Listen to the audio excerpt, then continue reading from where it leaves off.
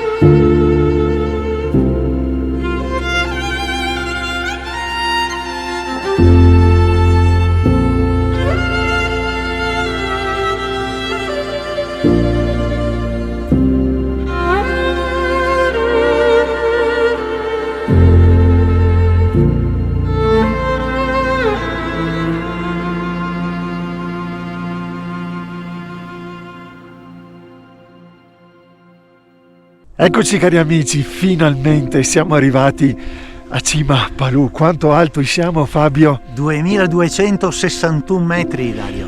Pensavamo di trovare più neve, non c'è tanta neve, comunque non è stato facile arrivare fin qua.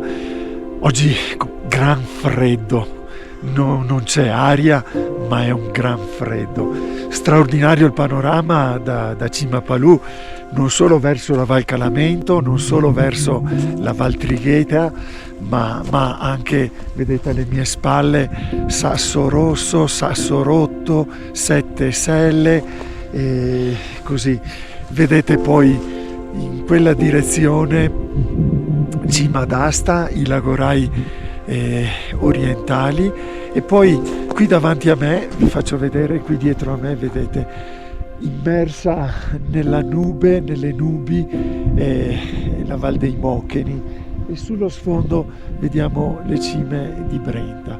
Comunque davvero una giornata e una salita di grande soddisfazione. Fabio, cosa ne pensi? Mercoledì 19 febbraio, Dario, a parte il freddo, il resto della giornata, come si è avuto modo di vedere, estremamente splendida, bella, molto bella proprio. Di grande soddisfazione, dai, una cima Certamente. semplice ma di grande soddisfazione. Cari amici, continuate a seguirci. Da Dario E da Fabio, buona montagna a tutti. Ciao. Alla prossima, ciao.